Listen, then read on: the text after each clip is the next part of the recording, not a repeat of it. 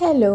അപ്പം നമ്മൾ ഇന്നൊരു ചിക്കൻ കറിയാണ് ഉണ്ടാക്കാൻ പോകുന്നത്. അപ്പം നമ്മൾ സാധാരണ ഭയങ്കര സിമ്പിളായിട്ട് വീട്ടിലുണ്ടാക്കുന്ന അതേ ചിക്കൻ കറിയാണ്. അപ്പോൾ ഈ ചിക്കൻ കറിയിൽ ഒരു 3 കൂട്ടം കാര്യങ്ങൾ, ഒരു 3 ടിപ്സ് ശ്രദ്ധിക്കുകയാണെങ്കിൽ ഭയങ്കര ഈസി ആയിട്ട് നല്ലൊരു ചിക്കൻ കറി ഉണ്ടാക്കാൻ പറ്റും. അപ്പം നമ്മൾ സാധാരണ ആദ്യമേ തന്നെ എണ്ണ ചൂടായി കഴിഞ്ഞ ശേഷം ഇഞ്ചിയും വെളുത്തുള്ളി ഇടുക. അതിന് ശേഷം സവോള ഇട്ടിട്ട് നന്നായിട്ട് വഴറ്റണം.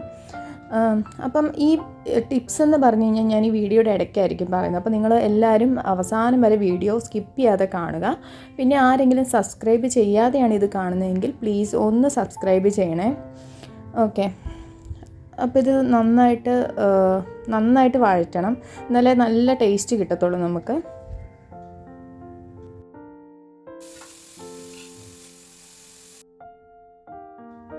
അപ്പോൾ ഇത് ഞാൻ കുറച്ച് ഉപ്പിടുന്നുണ്ട്. അപ്പം ഉപ്പിടുന്നത് എന്തിനാണെന്ന് വെച്ച് കഴിഞ്ഞാൽ ഈ സവോള നന്നായിട്ട് പെട്ടെന്ന് വഴഞ്ഞു കിട്ടും ഈ ഉപ്പ് ഇടുവാണെങ്കിൽ. അപ്പോൾ നിങ്ങൾ ചിക്കൻ കറിയിൽ ഉപ്പ് ആദ്യമേ ചേർത്തിട്ടുണ്ടെങ്കിൽ അതിനനുസരിച്ച് ഇതിനകത്ത് ഇടാവുള്ളൂ. അപ്പം ഞാൻ ഉണ്ടാക്കുന്ന റെസിപ്പിയിൽ ഞാൻ ചിക്കൻ കറിയിൽ ഒരു മസാലയോ ഉപ്പോ ഒന്നും ചേർത്തിട്ടില്ല. ഞാൻ പ്ലെയിനാക്കി വാഷ് ചെയ്ത് വെച്ചിട്ടേ ഉള്ളൂ.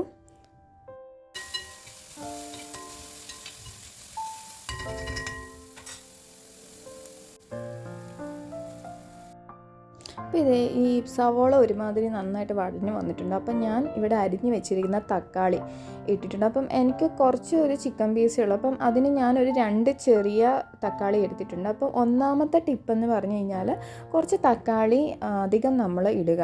സാധാരണ എടുക്കുന്നതിനേക്കാളും കുറച്ച് അധികം ഇടണം. എന്ന് വെച്ചാൽ ഒരുപാടല്ല, എന്നാലും ഇപ്പം ഞാൻ 2 തക്കാളി ഇവിടെ ഇട്ടിട്ടുണ്ട്. അപ്പോൾ തക്കാളി ഇങ്ങനെ കൂടുതൽ ഇട്ട് കഴിയുമ്പോഴത്തേനും നമ്മുടെ കറി ഒരുമാതിരി അവസാനം ഉണ്ടാക്കി കഴിയുമ്പോൾ നല്ല കുറുകി കിട്ടും അതിൻ്റെ മസാലയൊക്കെ. പിന്നെ നല്ല ടേസ്റ്റും ആയിരിക്കും.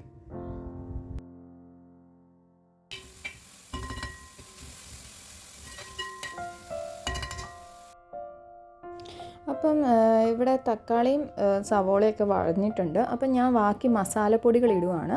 അപ്പം ഞാൻ ഇടുന്നതെന്ന് വെച്ച് കഴിഞ്ഞാൽ മഞ്ഞൾപ്പൊടിയും മുളക് പൊടിയും പിന്നെ മല്ലിപ്പൊടിയും ചിക്കൻ മസാലയാണ് ഇടുന്നത്, ഇവിടെ യൂസ് ചെയ്തിട്ടുള്ളത്. അപ്പോൾ അത് നിങ്ങളുടെ ആവശ്യത്തിനനുസരിച്ച്, ഇപ്പം പലർക്കും പല അളവായിരിക്കുമല്ലോ. അപ്പം നമ്മുടെ ഒരു ഇതിനനുസരിച്ച് മസാലപ്പൊടികൾ ഇടുക.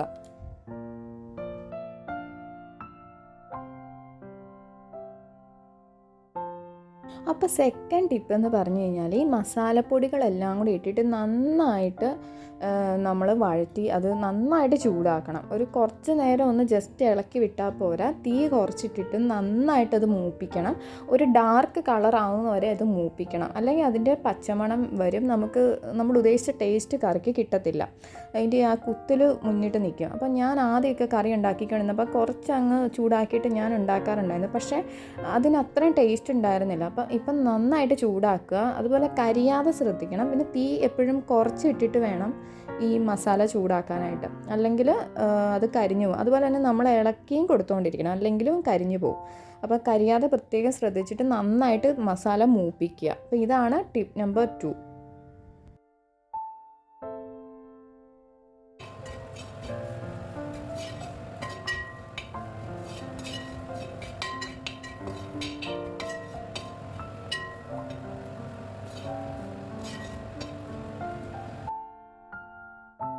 മസാലയൊക്കെ നന്നായിട്ട് മൂത്തിട്ടുണ്ട്. അപ്പം ഇതിലേക്ക് വെള്ളം ഒഴിക്കുകയാണ്. ഞാൻ പച്ചവെള്ളം തന്നെയാണ് യൂസ് ചെയ്യുന്നത്, ചൂടുവെള്ളമല്ല. അപ്പം ഈ വെള്ളം ഒഴിച്ചിട്ട് നന്നായിട്ട് വെള്ളം ബോയിലാവണം. ബോയിലായ ശേഷം നമ്മൾ നെക്സ്റ്റായിട്ട് നമ്മൾ കഴുകി വെച്ചിരിക്കുന്ന ചിക്കൻ്റെ പീസ് അതിലേക്ക് മിക്സ് ചെയ്യണം.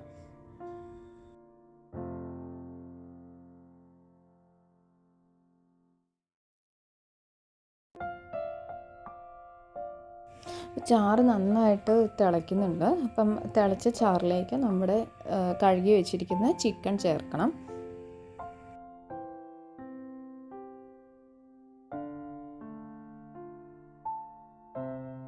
അപ്പം ഈ കറിയിൽ നമുക്ക് നല്ല ചാറ് വേണ്ട ചിക്കൻ കറിയാണെങ്കിൽ കുറച്ചധികം വെള്ളം ഒഴിക്കണം കേട്ടോ. അപ്പം ഞാനിവിടെ ഒഴിച്ച വെള്ളം കുറച്ച് കുറഞ്ഞു പോയി. കാരണം ഞാൻ പറഞ്ഞല്ലോ, തക്കാളി കുറച്ച് ഇടുന്നത് കൊണ്ട് കറി കുറച്ച് കുറുകും. അപ്പോൾ ലാസ്റ്റ് ഇത് മസാലയായിട്ട് പിടിച്ചിരിക്കും, നമുക്ക് ചാറ് അധികം കാണത്തില്ല. അപ്പോൾ കറിയായിട്ട് വേണമെങ്കിൽ കുറച്ചധികം വെള്ളവും അതിനനുസരിച്ച് മസാല നമ്മൾ ചേർക്കണം. അപ്പം ഞാൻ ചിക്കനൊക്കെ ചിക്കൻ ഇട്ടിട്ട് പാത്രമൊക്കെ മൂടി വെച്ചിരിക്കണം. ഇത് നന്നായിട്ട് ഇനി തിളച്ച്, ഞാൻ ഹൈ ഫ്ലെയിമിൽ തന്നെയാണ് ഇട്ടേക്കുന്നത്. അപ്പം നന്നായിട്ട് തിളച്ച് ചിക്കൻ വേവണം.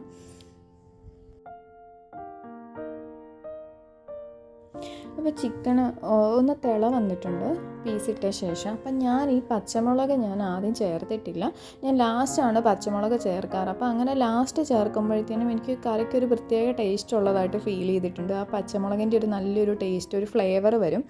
അപ്പം ഞാൻ അതിങ്ങനെ ഒരു തിള വന്നതിന് ശേഷമാണ് ഈ പച്ചമുളക് ചേർക്കാറ്.